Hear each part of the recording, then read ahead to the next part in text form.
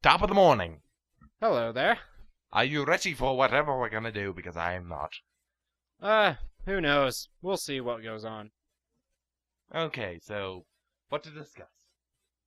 Well, I don't know about you, but I've been wondering about what Nintendo has coming up. Well, as of right now, Super Smash Brothers is the main thing people are excited for. There's also Mario Kart 8. Like, a lot of their flagship titles are coming out. Like the ones that didn't come out during the first wave. Like, stuff like, initially with stuff like Game & Wario, which sucked. And, well, what else? Oh yeah, new Super Mario Brothers Wii U, which I haven't played. New Super Mario 3D World, which is not bad. Nintendo Land, which is way too expensive for what it is. And, well, that's pretty much all I can think of right now. How much is Nintendo Land? Pretty much the cost of any other game. So just like $60? 60, 50. Sounds alright, but since... Except it's more like the Wii Sports of the Wii U. Like it's So, barely like it's 12. It's essentially 12 bigger mini games. No, it's just 12 mini games. I mean, that's pretty much all it is. So basically, it's like a $20 game being sold for 3 times as much. Yeah, pretty much. Like Wii Sports was even bundled with the Wii, which I think Nintendo Land should have been bundled with the Wii U. Like, that might have actually boosted some sales. Oh, I wholeheartedly agree. Are there any third parties coming in for Nintendo? Not that many. Like, I know Bethesda won't do much with them. Yeah. Capcom would probably be our best bet.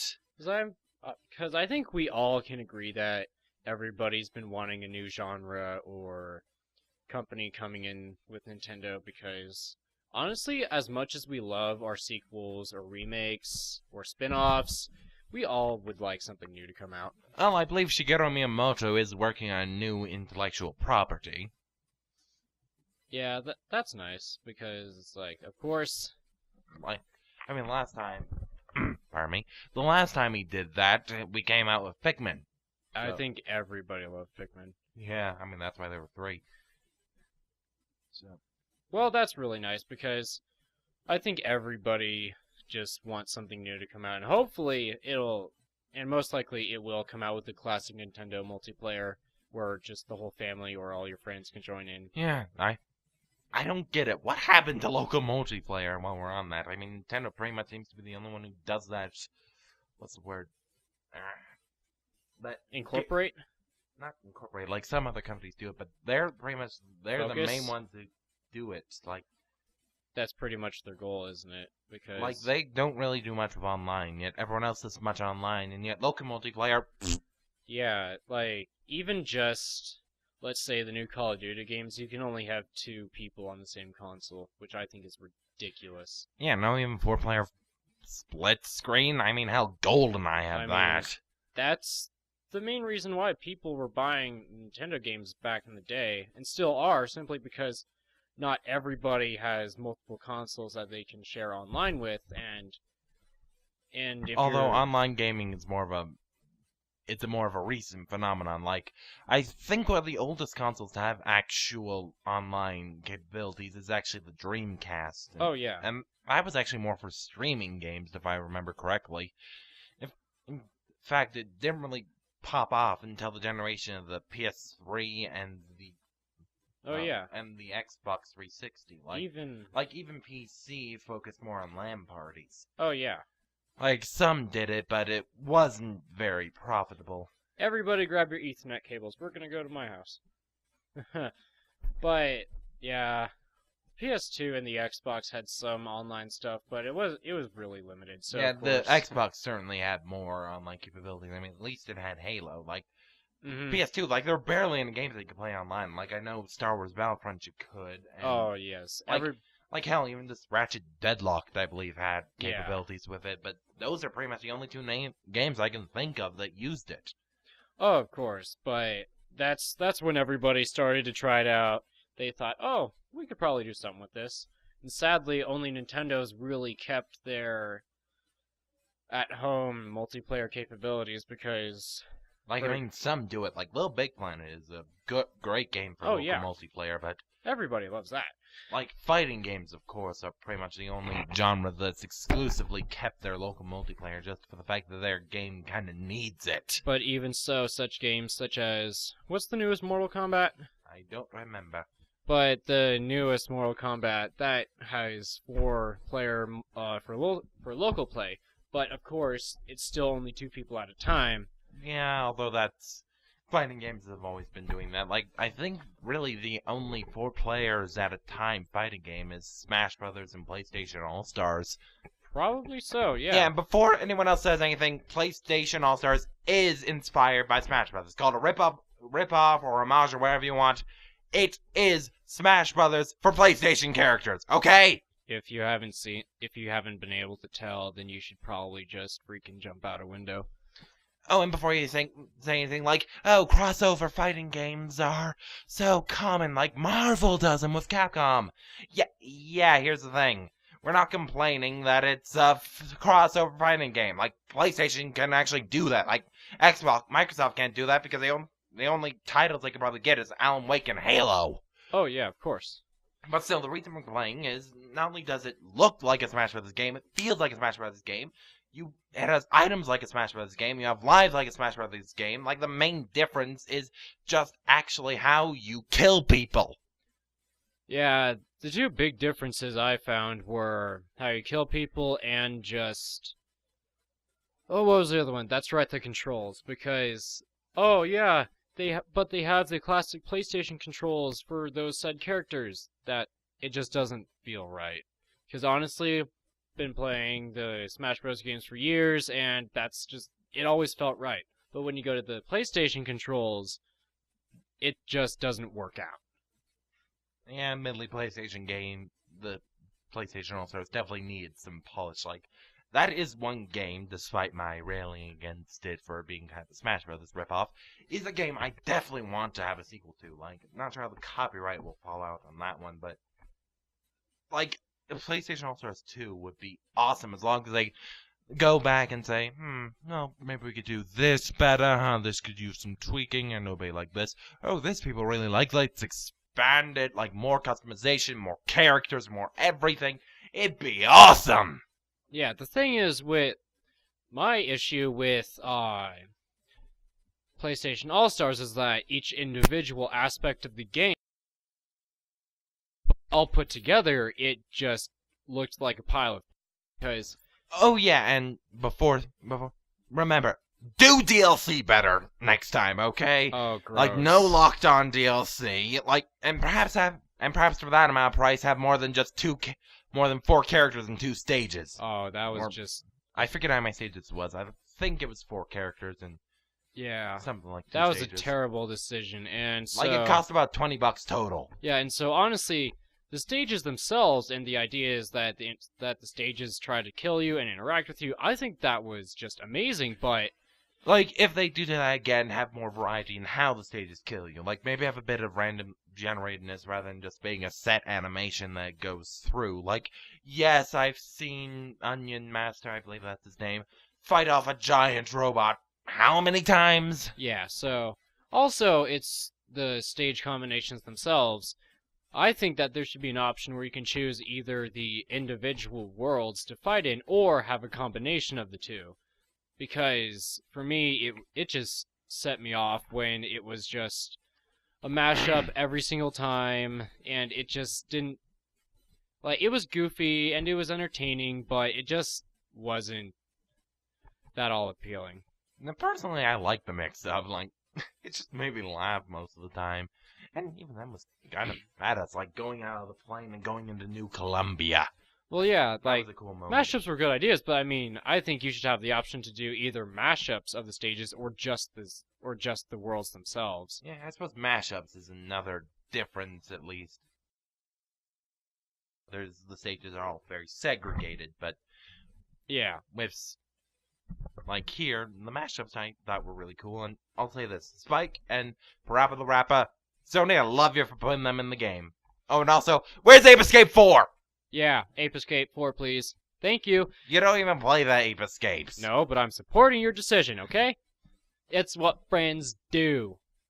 Anyway, another thing I loved about PlayStation All-Stars was the music, but... Yeah, the music was definitely very good. Admittedly, I wouldn't mind a bit more variety, but, well, who knows? People get enough railing against them. I mean, there's enough complaints for being a Smash Brothers ripoff. You don't need to take the music structure either. The music I thought was good. It just...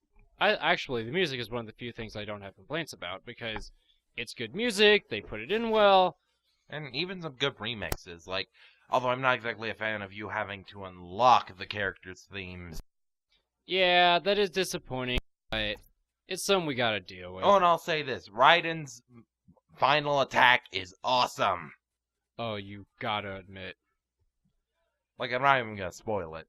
Oh. Although, I wouldn't mind if Snake was there. Just saying. Yeah, but, you know... Like, Raiden, I mean, he only has one gamer in his belt. Like, Solid Snake is, well, more than 5. Yeah, Solid Snake's been around since... before the game... like, PS2. Like, PS1, era. Actually. Yeah. Well, actually, the original Metal Gear Wasn't it arrived on the N64? NES. Actually. NES? Oh, dang. Yeah, and their more modern Metal Gear Solid counterparts actually premiered on the PlayStation, the original one. And Solid Snake actually stayed for a while a PlayStation exclusive. Like, news games would release on the PlayStation, maybe a port here and there on the other systems, but still, PlayStation first. Yeah, so... we'd like some more variety in characters for the next PlayStation Oh, and All-Stars. before anything else, the redesign of Dante is hideous. Like, the game he was in is actually pretty damn good, but still, he looks like an emo teenager. I think everybody just wants the old Dante back. Like, old Dante, new gameplay, awesome! It's Like, hell, new cutscenes. Like, the cutscenes Hmm. were pretty damn good in the new one. It's like, standalone, it was good, but, you know, smacked together with all these other guys. It's also, what I think that needed more variety was items in All-Stars. Yeah, either that or greater recognizability. Like, in fact, I actually don't... I think most of the items were original from designed for PlayStation All-Stars. Like, I think there were the couple... Like, I'm not entirely sure. Like, I didn't recognize the items from anywhere, which is disappointing. Like, I mean, it's nice to have unique items, but we also would like some original weapons or... like, stuff from your various series. Like, what's a couple items? Like, Let's I don't know, a just say- boombox from Parappa the Rappa, or the banana ring from Ape Escape. Yes, I know that's one of his attacks, but hell, Flink can throw bombs, and you can throw bombs. Or even just, let's say, random weapons from Ratchet and Clank, which everybody loves. Oh yeah, that'd definitely be a good... Because, that'd I be a mean, good move. there are literally dozens of weapons that they could have chosen from to just toss a few in the game. And so, that would have been really enjoyable. Or, what are some weapons from... I don't know, let's just say... does Fat Princess really have anything? Well, I don't know, maybe... Nah, no real items. Like, her main weapons were Vikings. No, not Vikings, whoever her citizens were, I think. Okay. I'm not really familiar with the PlayStation games, to be perfectly honest, Well, but I do remember Sly Cooper and Ape Escape. Oh, those were amazing. Like, what are a couple items from Sly Cooper? I honestly don't know. Like, oh man, it's been so long since I played those games. Oh yeah, I love that you put Sly Cooper in. I mean, I know they're out of all the PlayStation mascots, they're not exactly the most well-known, but yeah, good touch. Also, one other thing about the characters is that some of them seem like copies from Brawl, because Sly Cooper felt a lot like Meta Knight for just how he functioned. No, I actually didn't notice. It didn't seem... Like, the main reason Meta Knight's actually banned from, well, tournaments is because he gets a ton of combos. There's no solid counter. He doesn't exactly completely counter anybody, but he doesn't get countered, and he has large damage output, he's mobile. Yeah, Sly Cooper honestly felt a bit slower than Meta Knight. He did feel slower. And, just not slower in movement and slower in attack as well. And so, well, of course, nobody really attacks as fast as Meta Knight, but It's just how they function, like how you go in for kills, like you set up damage and then you kind of assassinate people. Because with Sly Cooper, doesn't he have that little invisibility or teleport thing? Yeah, maybe. I don't know, because it had the exact same mechanics as Meta Knight's quote-unquote teleport, where he actually just went invisible for half a second. Although, yeah. Yeah, I've done research, I've done tests. He doesn't actually teleport, he just goes invisible when he goes blink. Yeah, I don't doubt that. Although, Sly Cooper just doesn't remind me in any way of Meta Knight. I don't know, that's just me, but... he's the professional, I'm not.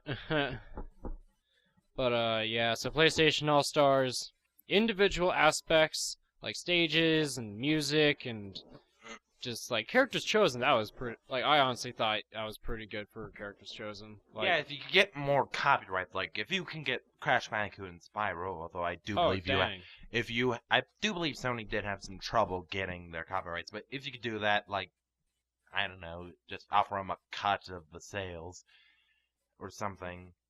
If you could get them, I don't know how you will, but if you do, that would be amazing. Or even just something as simple as, like, Ty the Tasmanian Tiger or whatever, where he has some options that you could input into the game, even if it wasn't exactly the best game series ever made.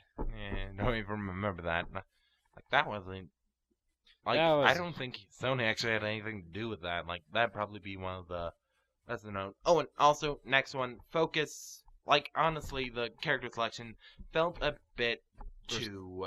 Oh, what's the word? Like, too focused on recent popularity. Like, Dante and Raiden's inclusion just felt like a cheap marketing grab, because those two were series that were popular at the time. Kind of just a shoo-in. It's like, oh, what are some good characters nowadays? Boom! We'll go with Raiden. Who else is here? Dante. Who else just came out? And then they just kind of slapped it together. Because it's also... Like, I know Uncharted have to be there, like, it was one of the biggest PlayStation ones, but Raiden and Dante weren't even PlayStation exclusives. Nah, they're just like, oh, like, Raiden makes a bit more sense, since Metal Gear Solid has been a strong PlayStation exclusive for a while now. Of course. But it's also... Honestly, Snake would have been a better choice. Yeah, but, you know, legalities... Well, they got Raiden. That's made by Konami and Hideo Kojima. It's something. Like, I don't get... Like, if they can get Raiden, they could probably get Snake. Yeah, I honestly don't see why. It's also... Like, they just kind of have They just have a small selection of characters, and instead of... Like, what they could have just done is looked at a character, looked at the game series they're in, and then get some more characters from that series. Like, let's just say Street Fighter or Tekken or whatever... Like, I mean, it'd be nice to have a few more of those characters, because it not only adds more variety, it helps balance it out. Well, if they're gonna do anything, like, I'm glad they had only pretty much one character from a series. Like, I liked that. Like, admittedly, Smash Brothers can get a bit bogged down. Like, I know the newest one, like, it's gonna have 5 Mario characters. That's a ton. Like, I like the fact there was just one per series. Like, a larger series to choose from, although... The girl from Heavenly Sword, did anyone actually like Heavenly Sword? It's also just PlayStation, honestly, is kind of restricted with the characters it can use. Because honestly, how many... Like, Nintendo's probably the biggest first-party developer. Because if you just look at Nintendo, you can just grab so many different games and characters and... I mean, Nintendo has been in the game longer for them, and they've probably done more first-party development. Like, I think PlayStation actually relies more on second-party development. Oh, yeah, completely. So, almost similar, it's similar to Microsoft, how, honestly, a lot of their games aren't, or what I've seen is that some of the only games that are just exclusive for the Xbox are, like, Halo, where it is the name of Xbox, and that's kind of one of the only games that I can actually think of that is just for Xbox. Because, like, even just... Well, Alan Wake was before it was ported to the PC, and, well, the reason it wasn't even ported to the PC for so long is that it actually required an 8-core processor. Yeah. It's like, that's a little bit of a requirement, but, like, even just, let's say the Need for Speed series, you can get that on pretty much any console you want. Although, while we're on cross-platform releases, I actually think it's ultimately destructive for the game industry due to the simple fact that, well, essentially all the business for any of the consoles is more spread out. Like, there's less exclusives, less innovation going on each individual console.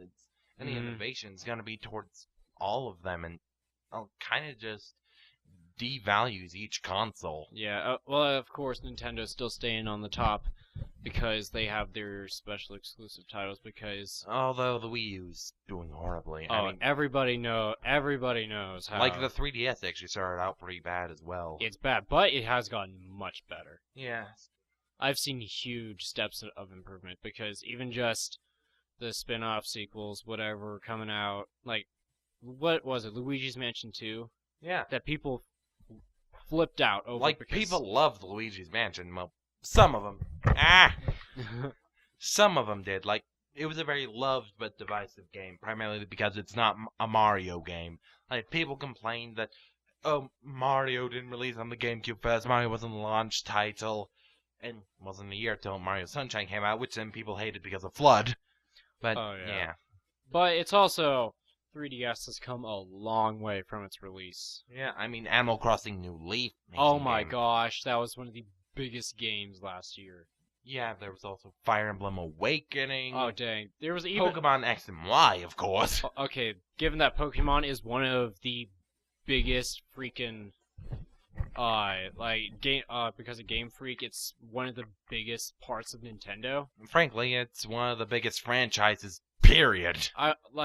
Given if you look at the sales numbers, like even just for the Game Boy, freaking Red and Blue sitting on the top of the lists, Yellow not too far behind, and then for the Game Boy Advance, of course there was Ruby and Sapphire above every other game, and then honestly, like when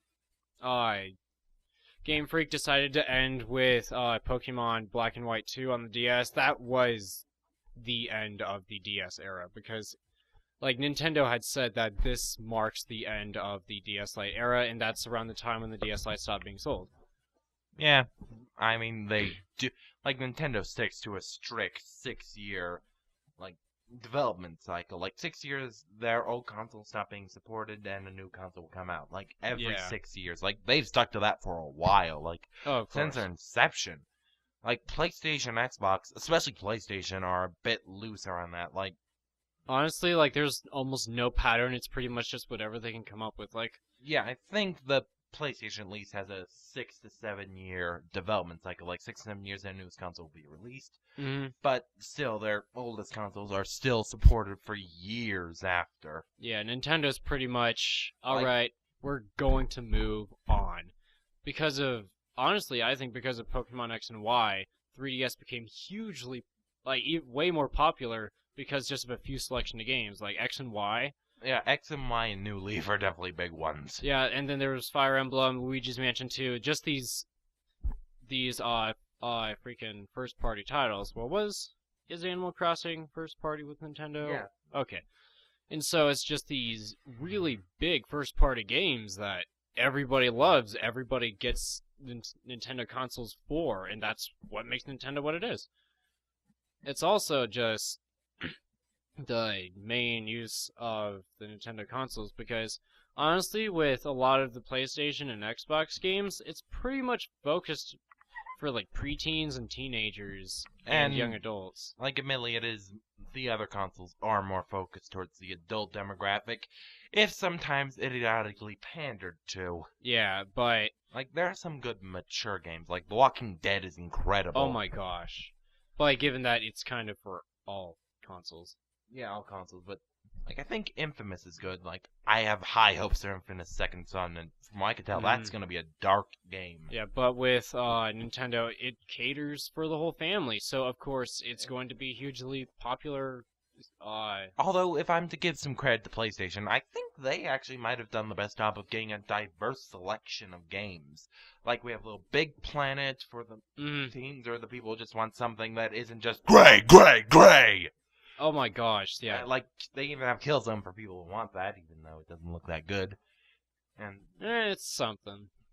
But, of course, Grand Theft Auto, they have Journey for the people who just want an amazingly good-looking if game. they just like, want... they have goofy, hardcore, they have a bit of everything. It's also...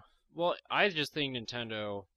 It's also just, like, the variety of games they have for the widest selection, because, like, with Nintendo, like, you can name multiple game series for almost any demographic, because almost any age group can just hop into these Nintendo games. Ultimately, they have actually been... Nintendo's been a bit bad for, more mature, like, M-rated games. Like, they think they published 2 M-rated games on, like, the GameCube.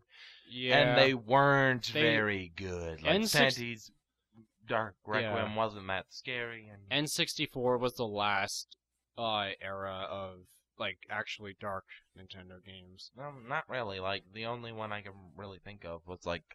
Well, sure, they had Majora's Mask, which is a bit dark, but Conker's Bad Fur Day was the only M-rated Nintendo game I could think of, and, well, that game was just kind of screwed over by Nintendo. They barely promoted it. Like, it was made by Rareware. They're, well, pretty much their second-party developer. Like, they made Donkey Kong Country, like, they made a ton of good games for them. And then, like Banjo-Kazooie, oh my god. And of course, I think aren't the only M-rated titles for this generation of Nintendo consoles, like the Zombies U and... Yeah, Zombie U was... what was it, Resident Evil 6?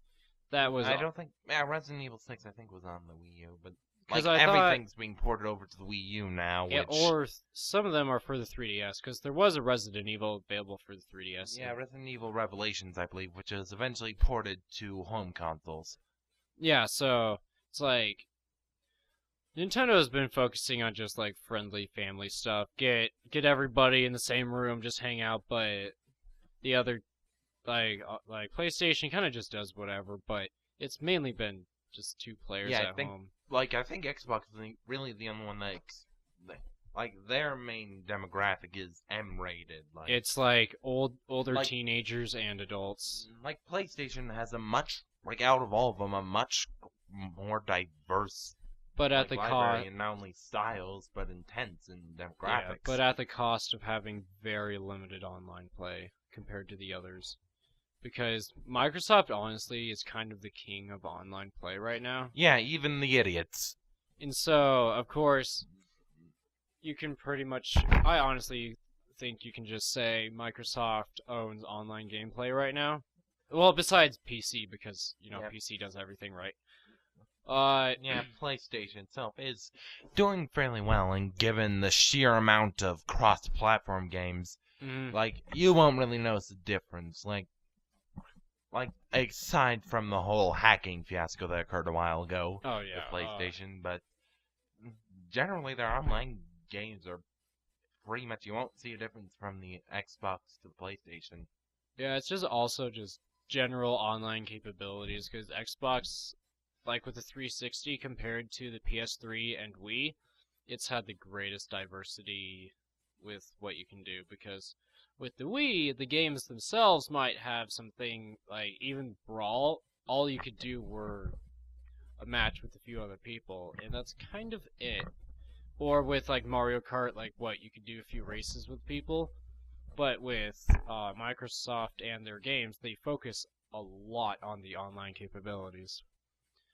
Because you can just, like, name a lot of Microsoft games. They're like, yeah, they have a crap ton of stuff for online. Like, let's just say, when Halo 4 came out, dozens of things that you could do online that you wouldn't be able to do with other consoles. And everybody loves that. And so that's one of their big selling points.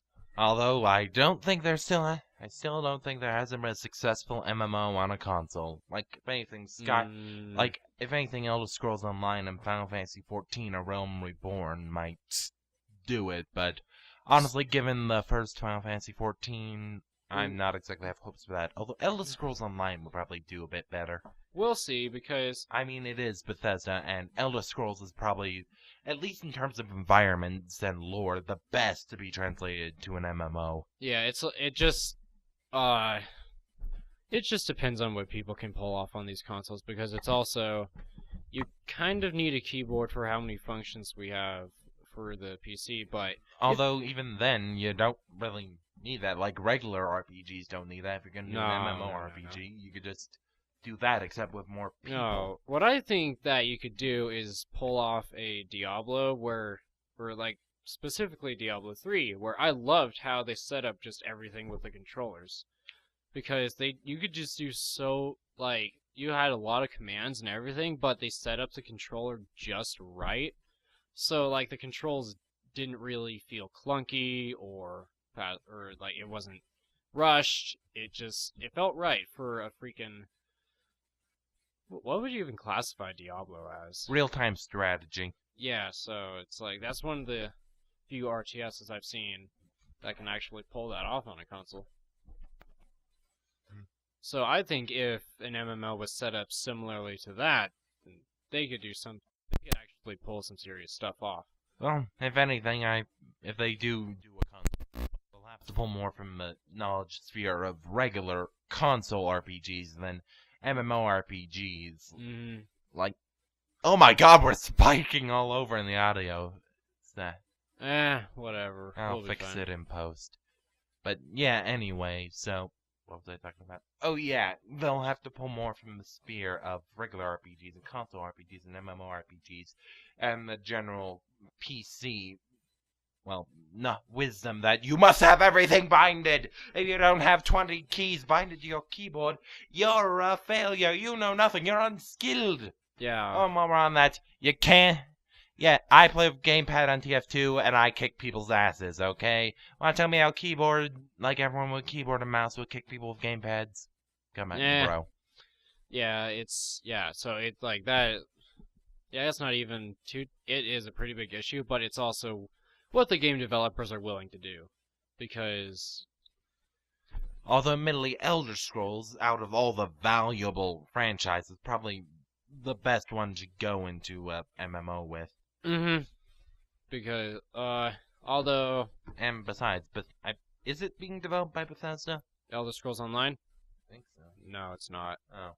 Okay, so I have less hope for it now. No, that's why a lot of people aren't looking forward to it as much, because it's not being developed by Bethesda. Yeah, if it was, it'd be awesome. But I do still expect great things from this, and even if it doesn't turn out to be the best... Well, yeah, I suppose Rechain of Memories turned out very good, and that wasn't developed by Square. It was just some... pardon me.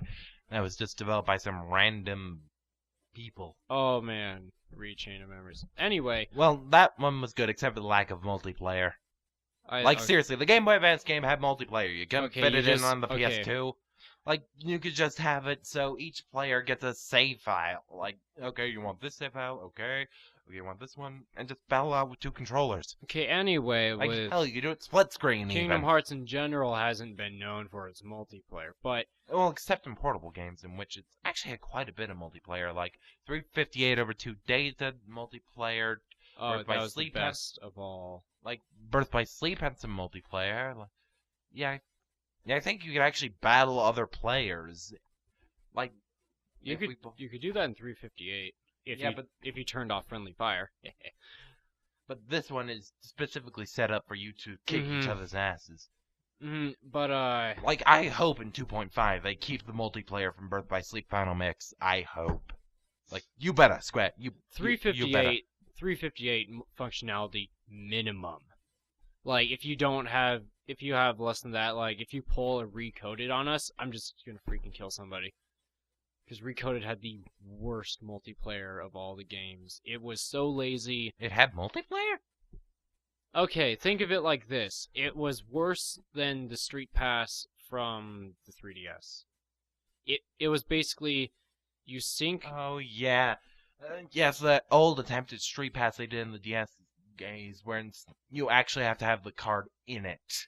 Yeah, and then you have to have the DS's 2 inches apart or closer, and there was Okay, yeah, right, guys, hello. Yeah, I'm just rubbing up against you to make sure that I get my recoded multiplayer. Okay, yeah, sorry, you want to call sexual harassment suit? Well, sorry, but I have Kingdom Hearts. Or even it was so limited, and it was so poorly made that I even forgot it had it. Yeah, and so I remember playing Recoded with my brothers, and it's like, oh, what's the multiplayer? And we almost refunded the games because of that. Like, That while like we're on Recoded, not the greatest Kingdom Hearts yeah, not game. the Kingdom Hearts game, if just for storyline. Like, the storyline just kind of sucked. It was just It wasn't that there. great, but just there. It was enjoyable. It was a decent spin-off, but Like, the gameplay at least was pretty good. Like, not great. I liked how you could use. I liked the ways that the abilities were set up, but that's just me. And it's just there was so little content outside of the storyline that it's not worth. Do not get the game. It's like a $30 game. It's not worth it. Well, I think it's cheaper nowadays. It's not worth it. Do not buy that game. Unless you're a big Kingdom Hearts fan. It's the only Kingdom Hearts game I don't openly recommend. Okay, and while we're here, might as well talk about the Kingdom Hearts game. So, Kingdom Hearts 1. It was amazing, not my preference, but I think it did a really good job setting up the series. Like, okay. Yeah, I agree with the setting of the series, although I have a bit more problems with it. Although, I'll actually be better to go through my problems through each of the characters. Like, Sora, he just felt like he was there. Like, in a lot of the world, he didn't really interact with it. Just felt like, okay, here's the story, slap Sora in. Kind of just a goofy, generic main character that just roams around. I actually like the main character's character. Like, he's heroic, willing to help, and a bit reckless. Like, out of all the characters, he's probably my favorite outside of Disney. At least they captured the childish aspect really well, because it's like he feels like a kid because he is a kid. Yeah, he feels like a kid, but they also got a good heroic aspect to him.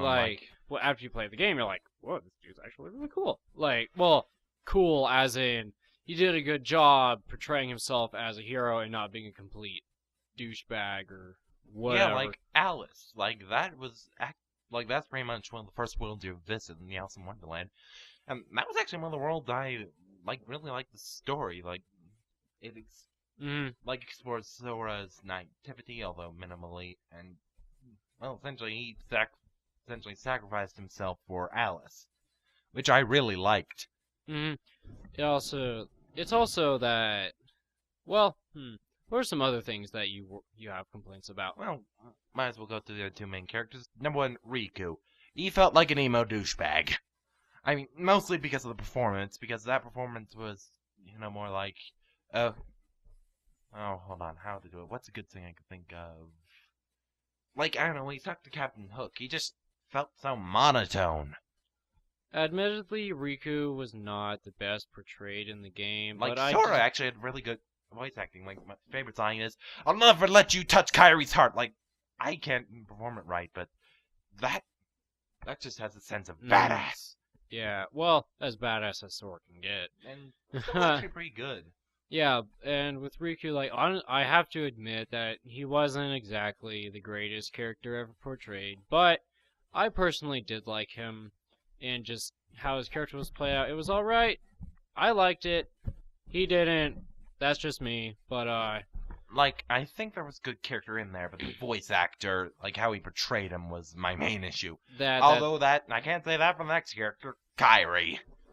Like, she is barely a character, and she's pretty much only a character for Destiny Islands, and that, it's honestly, gone. she was just kind of storyline fodder. Yeah, pretty much a damsel in distress in its worst form. I mean, she's just there. I honestly, to be honest, I was one of those people who played Kingdom Hearts. Like, Kingdom Hearts 1, I just couldn't ever finish because it's not that it was hard or boring or anything. It just felt why you're fighting just doesn't go through. Because with Kairi, it's like, oh, you just have to chase her over and over and over, and then when you get to the end, you're like, oh, wait, no, you have to fight this, you have to basically beat the game to do anything. And then afterwards, it's like, finish it to save Kairi or anything. It's not worth it. Like, admittedly, the actual Disney worlds, oh my god, you're psyching all over the place. Anyway, honestly, the Disney worlds myself were actually my least favorite part of any Kingdom Hearts game. Like, they're honestly the worlds with the least amount of work put into them. Like, well, it is supposed to be just a big ass mashup. Yeah, but Eh. still, it just... I never really was excited for the Disney World. Like, I was more excited for the combat and the cool boss battles, and even the beginning and ending worlds are typically my favorite worlds. Like, honestly, the what was the Destiny name? Island and Well, actually, the- Traverse Town is what I considered to be the first world. Like, Oh, Destiny well, Islands was, it was just start off, and then yeah, the boring Traverse intro. Traverse Town was done really well.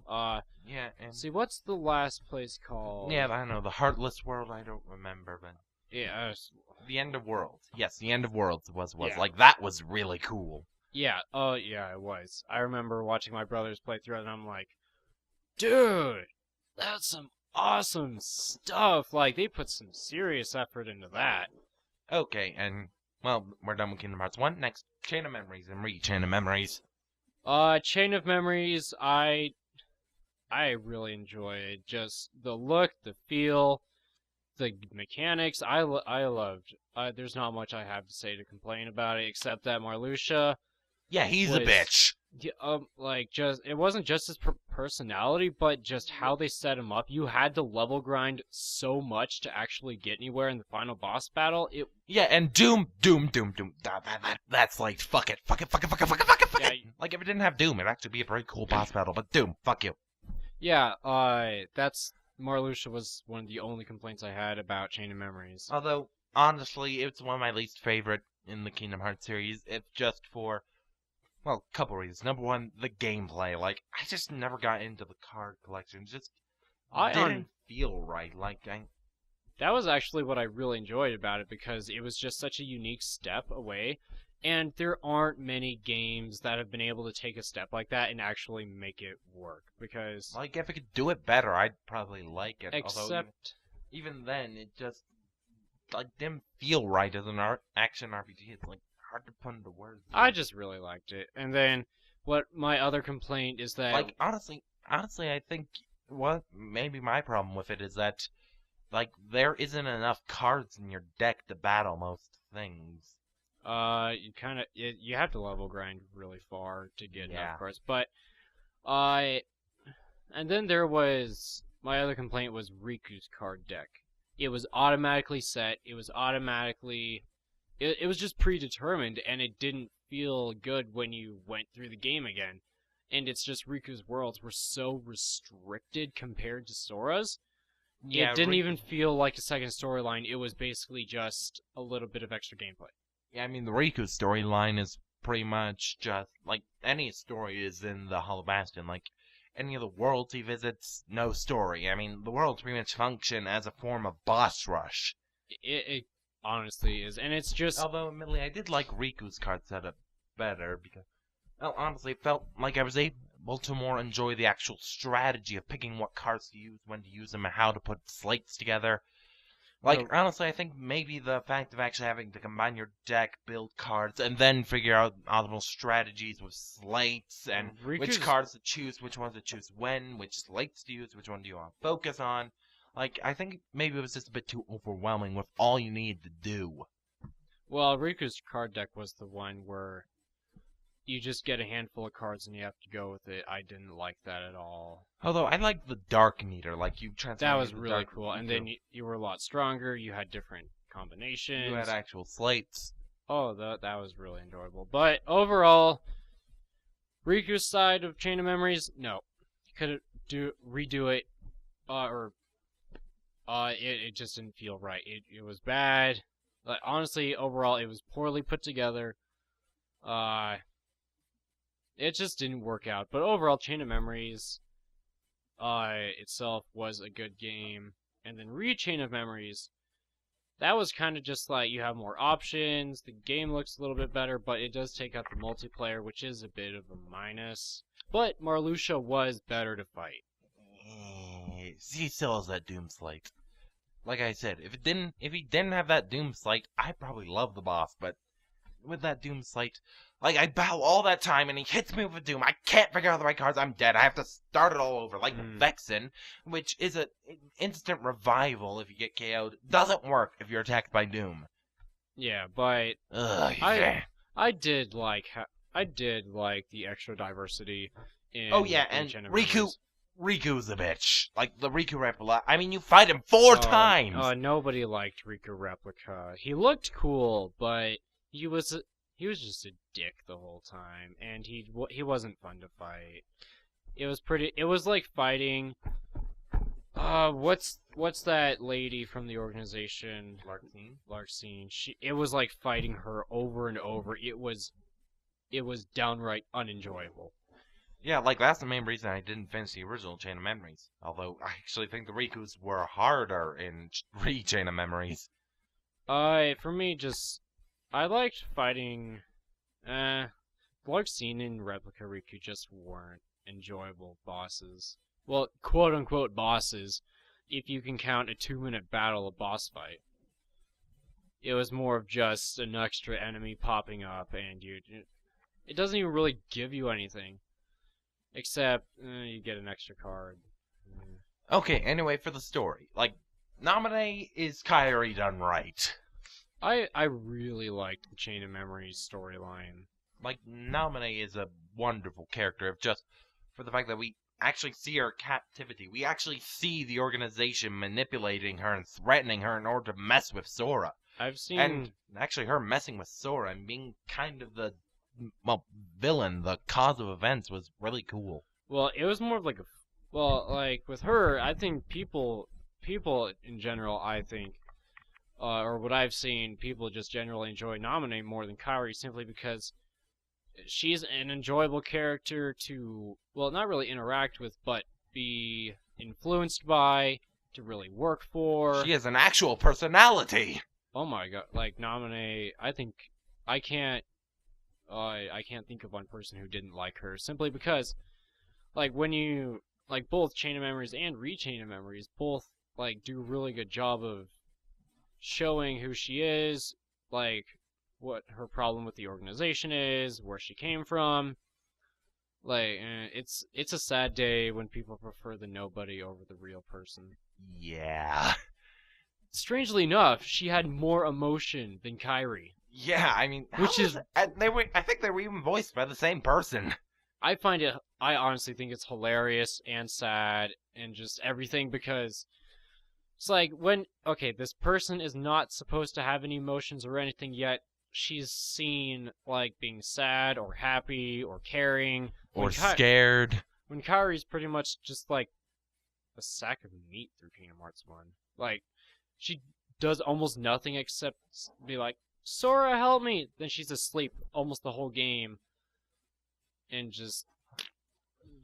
Yeah, pretty much her personality is, I like being friends. Sora, help me! Sora, I'll never forget you! And that's about it. And then it's like Riku's like, oh, protect her. Yeah. But with Namine, it's like, you actually care for her well-being because the organization is... It's like borderline abuse, because... It is abuse. It's like, if you don't do this, and this, we're gonna freaking, like, kill you. Or... just like, we have some things that we could do, and so... It's like... It just felt like a wholehearted story through Chain of Memories and Re-Chain of Memories. Like, as much as I hate the Riku Replica's boss, his storyline is actually pretty good. Like, I enjoyed viewing the, story between Riku Replica, like him thinking Namine is his child friend, and even his interactions with Namine. Like, it's very cool. It's like, even Riku Replica has an emotional display greater than Kairi, which is... It's almost mind-blowing because of how they did that. And then... Kingdom Hearts 2. We could add... Yeah, well, Kingdom Hearts, either that or 350 or 2 days should be the next one we talked about. No, 358 was between... Well, it was between... Yeah, timeline-wise, this next one.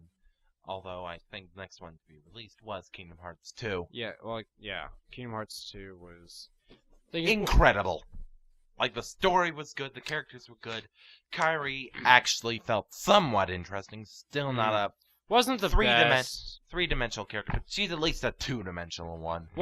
She wasn't the best motivation, but like, you just had so much more that you could do. One of my only complaints about Kingdom Hearts 2 was... like, just with the storyline, it was hard. Like, for me, it was hard to just go from world to world so many times instead of following, like, a set path. Like, I honestly like the fact that you visited both worlds twice. Actually, both were a different motivation. Like, the first time you're all stealing the Keyblade and stuff, and the second time you're searching for the organization Thurston's castle. Yeah, but Honestly, I actually really loved any second playthrough. Like, I preferred the second playthrough of World to the first one. well, thing is, my complaint about it is also a compliment to the game because I absolutely loved the diversity that Kingdom Hearts 2 had with the worlds. You could just do so much, and when you went back through the levels the second time, there was always something new that you could do. And so there was just, I thought I just loved the capabilities that you had in Kingdom Hearts 2, and Like, storyline-wise, the fact that they visited the worlds twice was genius. Like, not only did it help flesh out each world, and actually eliminate a complaint I have with the original Kingdom Hearts, and hell, even a lot of the other Kingdom Hearts, but it really does flesh out the worlds. and it's also like it adds replayability because everybody loves being able to do something new again.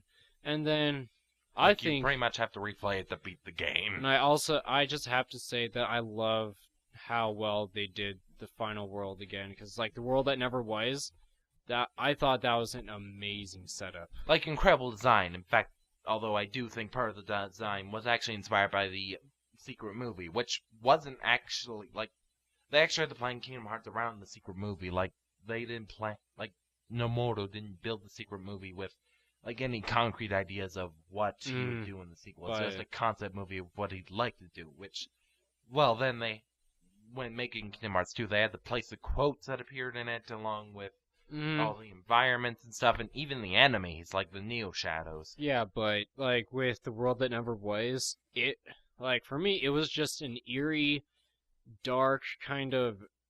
It was just like this. What's the word?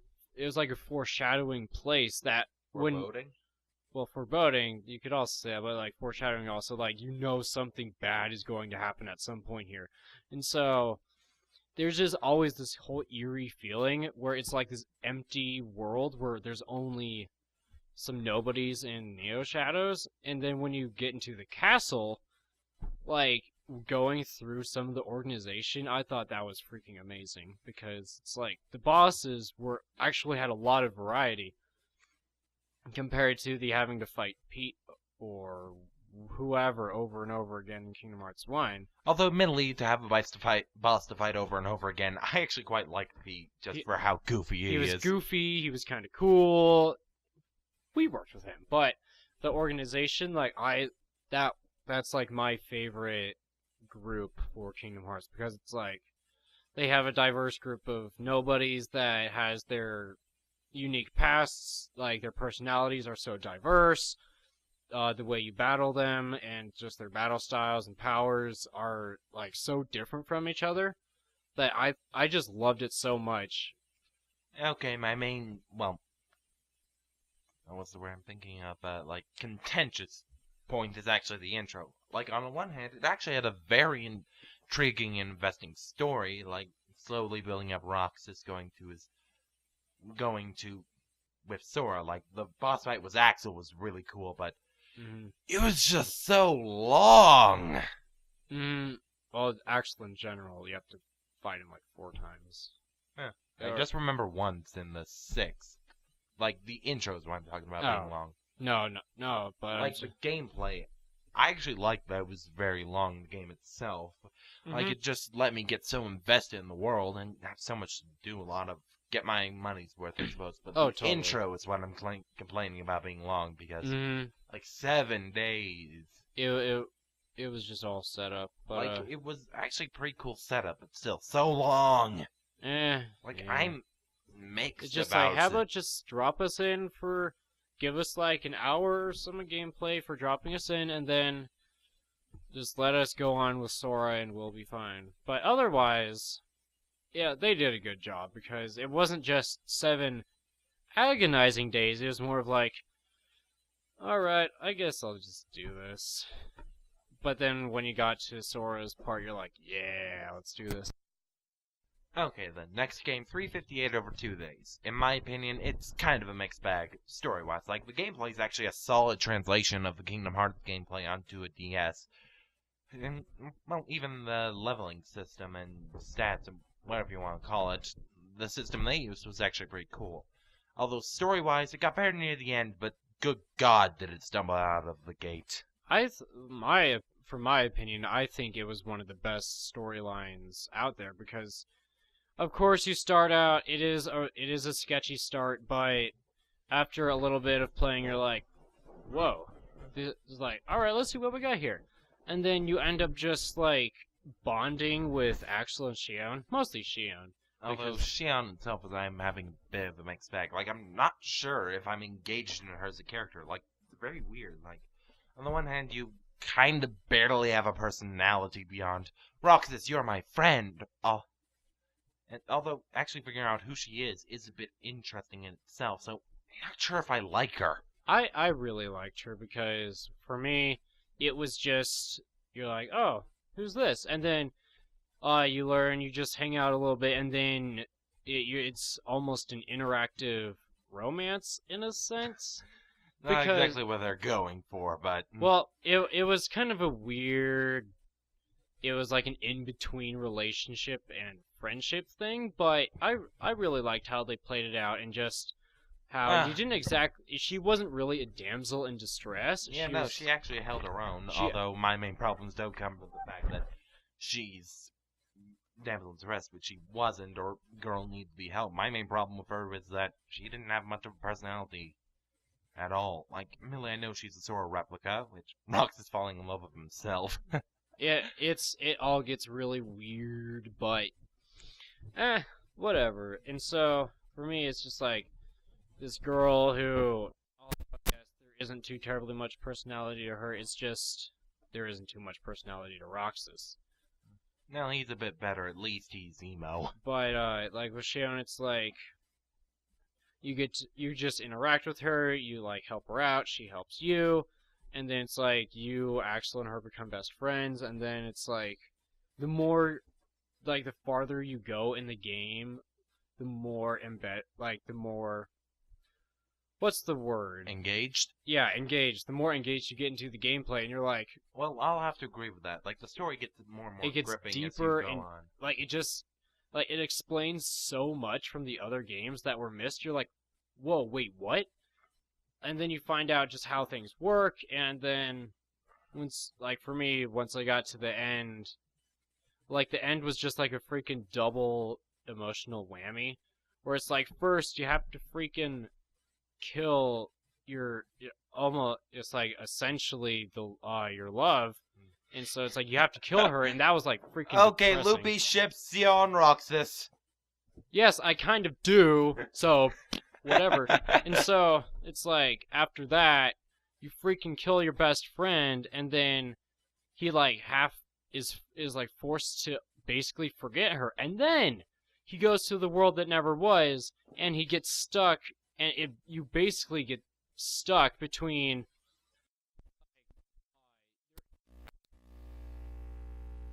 because it's like, oh my fuck!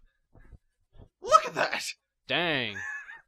Okay, say what you were saying again. Repeat the sentence. Okay, but there is no right and wrong with the last battle, because like Roxas wants to fight to stop the organization, but Riku needs to stop him because he needs to save Sora.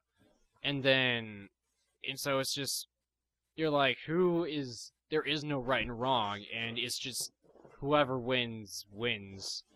And so I think that was just freaking emotionally tearing me apart, and I loved how they set up the last level where it's like Roxas has the 2 Keyblades, he just has to go through the stage, it's all dark. Welcome to the secret movie. I'm pretty much just recreated the secret movie from Kingdom Hearts 1 in 358 over 2 days. Although, I'll say this, like, the death scene of Shion was actually really well handled, and probably one of the best uses of the DS dual screens in storytelling. Like, actually really cleverly done. Like, I liked it. Like, admittedly, I didn't engage much with Shion as a character. Although, Yeah, I think that's about all we can say about that. So. But basically for me, overall 358. It didn't get very popular overall, but it was totally worth my $30. Well, it was certainly popular with Nintendo Power readers. I know that much. It's totally worth it. Buy it if you. Okay, buy it for the DS. Don't get it for the PS3 1.5. No, that's just the movies. Like, not only that, but a lot of the story was actually done in like text, primarily stuff they didn't do in cinematics. But still, like, make more cinematics for that if you're gonna do it. But with 358, make it an actual fucking movies. But overall, it was amazing. And if you get your friends to play it, you can do the multiplayer, and it's just overall a blast. Just go ahead, go for it. And okay, next one, Birth by Sleep. Technically, we should have started this one because. Well, we're not going by timeline. Like, no, we're not. It's like now that I think about it, we're not, and we kind of. Yeah, screw that. Anyway, Birth by Sleep, one of my favorite Kingdom Hearts games. Like number 2, right behind Kingdom Hearts 2. Like I just loved it. Like, well. Might as well start by talking about the 3 characters. Like, Aqua, my favorite character in the whole bunch. Like, not only badass, but motherly, caring. Like, she has an actual personality. Oh my god, a Kingdom Hearts woman. No, wait, a woman associated with Disney. Who is pretty, but not a blank character. Yeah, like, there's so much about her that... Like, there's just... Like, she actually has depth for once, compared to most of the other female characters in Kingdom Hearts, where... She is this strong, mostly independent female character. I'm a strong, independent white woman who don't need no man. Like, she has great dialogue, she has great personality. Really good voice actor, I must say. Oh my gosh, that was the perfect voice for her. And then, like, her gameplay, like, just how she functioned as, like, a mixed... Like, it was like a mix between magic and just weapons. I just loved Yeah, and honestly, out of all the 3 of them, Aqua probably did best with my fighting style, since I'm very much evasion-based, like evasion survival. Like, it always takes me a while to whittle down my enemies, but still, my main focus is actually surviving. Yeah, instead of going balls deep, like freaking the other 2. Terra and Ventus. And so, overall, she felt she just felt like an excellent character to play as. And it's also... Each of the 3 had a unique storyline. Yeah. Like, for once, instead of having a crappy Riku quote-unquote bonus storyline for Chain of Memories, like, when you play as each character, you get so many different viewpoints, because it's whoever you start with, you feel closest to. Like, if you start off with Aqua, you're like, yeah, I'll support Aqua with anything. And if you play as the other 2, you'll support them with whatever. Okay, now, anyway, let's go into the next 2 characters. Number 2, Ventus. Like, I actually really enjoyed him as a character as much as he is a kind of a Roxas knockoff. Like, kind of the little kid trying to rebel. Yeah, but overall, I think he's really cool, and he just... Yeah, like, admittedly, him being kind of mixed with Sora, his heart mixed... is kind of slowly turning the Kingdom Hearts storyline into more and more of a clusterfuck. But it's like, he's this rebellious teenager type, but we actually like him, instead of just most rebellious teenagers from games who are like, oh... Great. Dude, get some real reasons to be pissed off. Where people screw things up in, like, say, The Walking Dead, we're like, dude, you're a stupid teenager, just stop. But it's like, this, like, Ventus, like, yeah, we like him. And I definitely like his backstory, like him being kind of an artificial prince of heart. And it's also, he kind of seems like he was kind of more or less looked down upon by the other 2. Yeah. Like, a little bit of pity, but we really liked him, and we just wanted to make sure he was a character that was taken care of, and he was delivered well with the storyline. Yeah, of course, good voice acting, like, probably should have mentioned that, but I love Roxas's / Ventus's voice actor.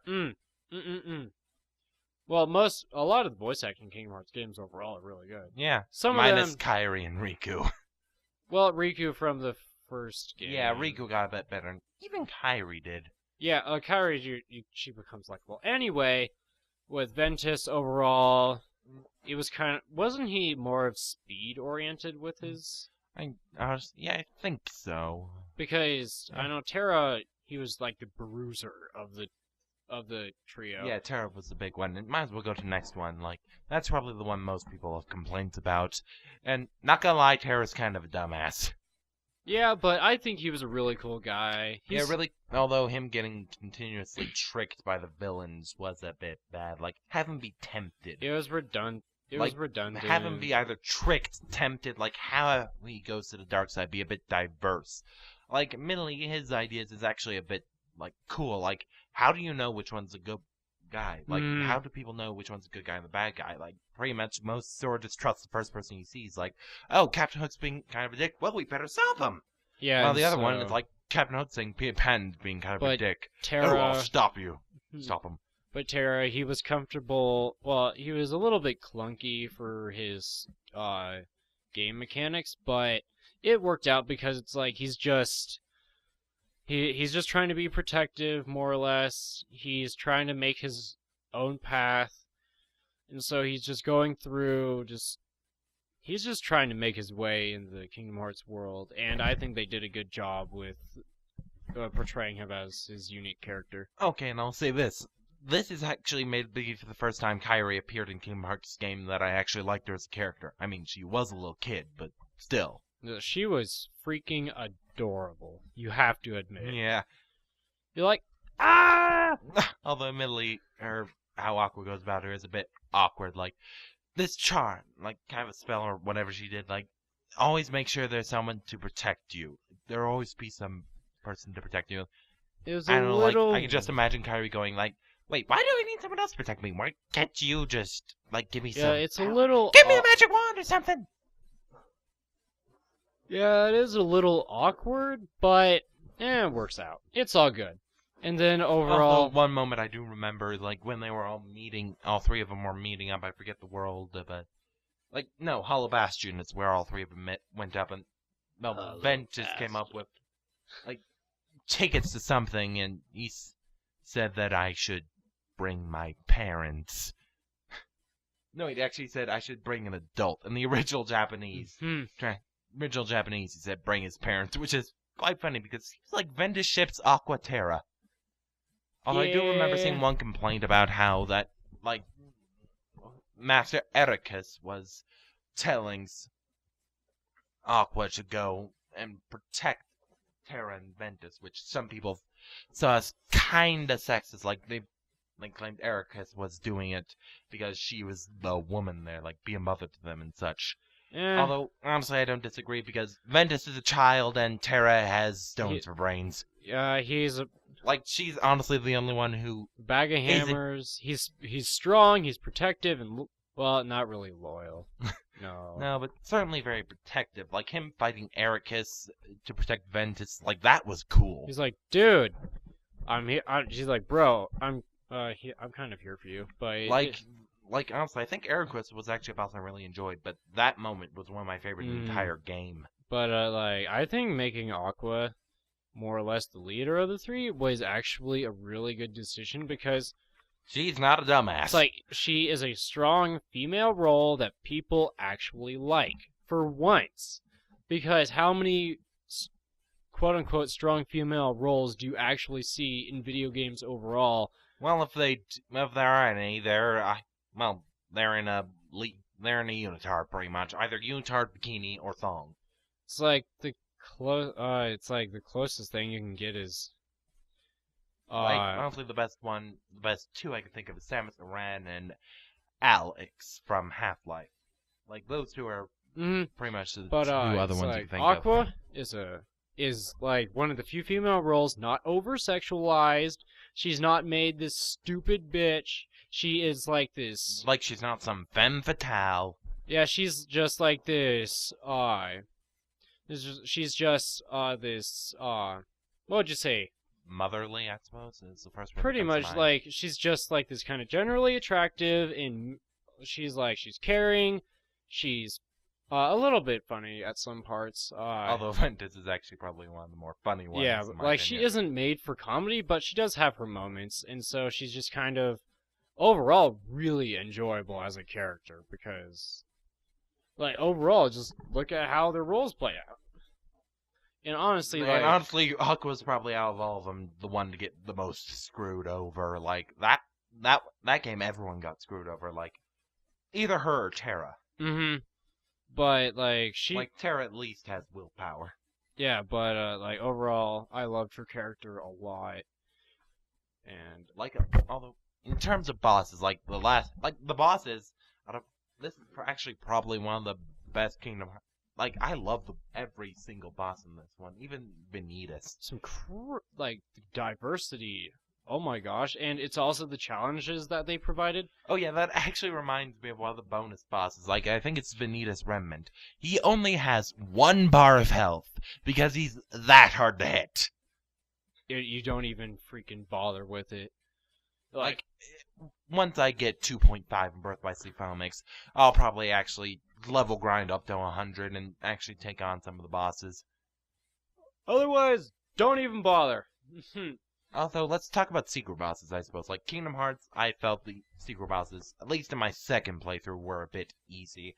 Like my first playthrough, I thought they were horribly hard, but as I play them more, they just get more easy. Like even Sephiroth, as long as he doesn't hit you with his instant KO. Or you just time healing yourself right. But anyway, overall, and then for Birth by Sleep, there was the world diversity. Actually some pretty good worlds. Like, admittedly, I thought our time spent with it felt a bit short, but that might have just been because we split between 3, but still also felt short. I really liked how one of my favorite levels was the Galactic Federation, where I just really that was fun. I really liked goofing around in that area, and so I thought it was really cool how well Kingdom Hearts balances out its world, because it's like all the way from like ancient Greece or whatever for freaking Olympus. Yeah, pretty much. I think the main world selection was actually based more on princesses. I think they had a world from each of the 7 princesses apart, except maybe Alice in Wonderland. Wonderland, was that even in Birth by Sleep? No, actually, I think their main focus was on different worlds. Yeah, no, like the Princess of Heart that we didn't see, we saw. Like we saw the Princesses of Heart, but with the world's focuses themselves, it wasn't like the main. It wasn't like Kingdom Hearts 1 and 2 where where it just focused on those worlds. Birth by Sleep focused on like side worlds, where it's like how much experience they got with other people, like some other. Just like some more diversity added in instead of just the generic selection of worlds. Although each game does have its own unique selection. Yeah, although I was very engaged with it. Like in order to unlock the secret movie, I collected every chest. Like in order to play Jimmy's Journal, I had to complete every chest, beat every Heartless. Thankfully, I didn't have to beat the final boss, secret bosses in order to unlock the journal. But oh, thank God! But anyway, yeah, but still, I completed all that, and the secret movie was awesome. Like 20 to 38 minutes, something like that. So go on YouTube and watch it if you haven't already. Although honestly, it's much more satisfying to unlock it in the game. Yeah, well, if you're really willing to do that. Anyway. Well, if you really enjoy Birth by Sleep. Yeah, overall, Birth by Sleep. And if anything, you can wait till Kingdom Hearts 2.5 for the PS3. Overall, can't wait. Birth by Sleep, really good game. Although you have to have a PSP for it. I know, it sucks. Although, like I said, being ported to the PS3 with the final mix, woo! It is worth it when it comes out. Get it? I mean, hell, you'll probably just be getting that game for Kingdom Hearts 2 final mix. Yeah, so. Overall, really good game. Whatever. Okay, next one, Dreams Drop Distance. Like, I thought that one was a decent one. Like, honestly, in my opinion, that was actually some of the least engaging, like, Disney worlds. Like, I just felt the stories there were just lazy and just felt even more like Sora pasted in, except even less focusing on the world, but more focusing just on the actions in the movies. Yeah, I haven't played that one yet, so I can't say anything. So, yeah, you're... Although, I'll say this. It made the Kingdom Hearts story even more of a clusterfuck. I know a little bit about it, like how organizations trying to make 13 Xehanorts, which is... Well, Xehanort is trying to make 13 Xehanorts. Well, it's just bullshit. Don't even freaking... Yeah. It's a fun... what I've heard, it's a really fun game.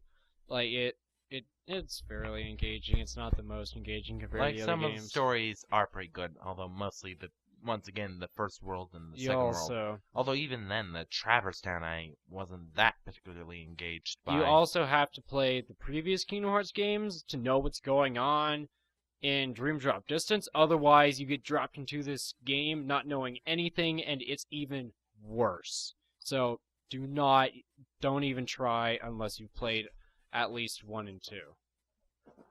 And, well, I suppose that's about it on Kingdom Hearts. Wait, did we go over coded? Oh, yeah, well. A little bit. But, yeah, meh. Overall, Infinite meh. If you want to have an extra 15 hours of gameplay... Like, the gameplay's decent, but the story, shit. It's complete shit. Story's just... it's like, if you really want this filler, go ahead. There's some unique things, but overall... 6 out of 10 at most, to be honest. And as I've said, infinite meh. Yeah, infinite meh. It's like average. It's the only Kingdom Hearts game I would rate as average, but that's just me. Have fun if you want. I don't recommend it all that much. Whatever. So, why don't we go ahead and rank our Kingdom Hearts games from 7 to 1? Were my least favorite coded, both coded and recoded. I just don't like either of them all that much. Wait, you played coded? No, well, okay, nobody played coded, but I have seen a little bit of gameplay.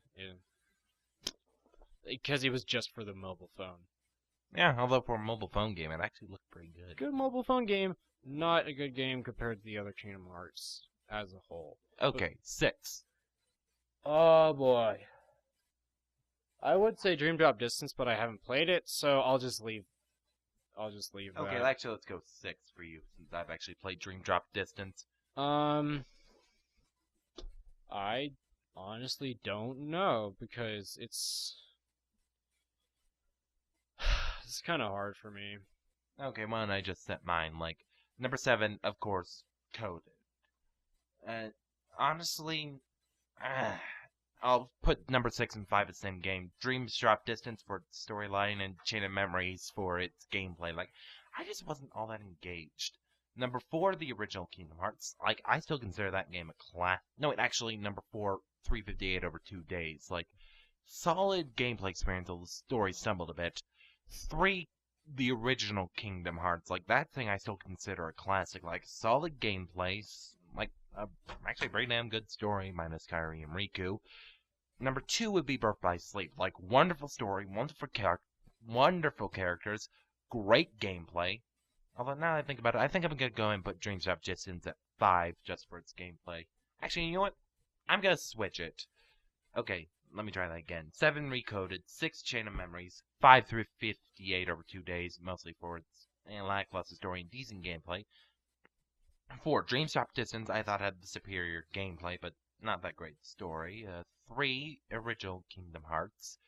Like, once again, classic. Number 2, Birth by Sleep. Like, wonderful characters, wonderful gameplay, yada yada yada. Number 1, my favorite Kingdom Hearts game, Kingdom Hearts 2. Like, great gameplay, some of the best in the series. One of the single greatest story in the series, engaging, interesting, what have you, and it's just a wonderful game.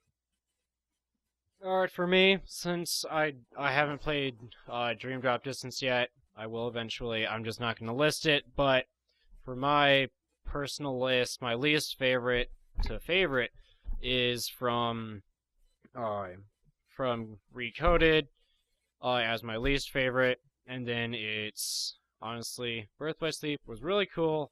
Actually, no, Birth by Sleep. Kingdom Hearts 1, I honestly didn't like too terribly much. But it's a really good game. I just don't like it that much. And then Birth by Sleep, Kingdom Hearts 2. See, what are the others? 358 over 2 days. There was 358 actually is my favorite, but that's just me. And then Kingdom Hearts 2. Damn it, let me relist this shit. Yeah, I think you got a bit confused there. Anyway, Dream Distance I haven't played. Coded, least favorite. Kingdom Hearts 1 is my next least favorite. And then Birth by Sleep. It's number 4. Kingdom Hearts 2. Number 3, and the other two are Chain of Memories and 358. Yeah, and then Chain of Memories I absolutely loved, and then 358's my favorite game. Well, we certainly both have diverse. Yeah, we just have our own opinions about the games. The game series overall, amazing in my opinion. Really good, aside from the clusterfuck the story is. It gets clusterfucked, but it is very worth anybody's time. Okay, so we've been going for about an hour and 20 minutes. Sounds good to me. So that's good, and cut out.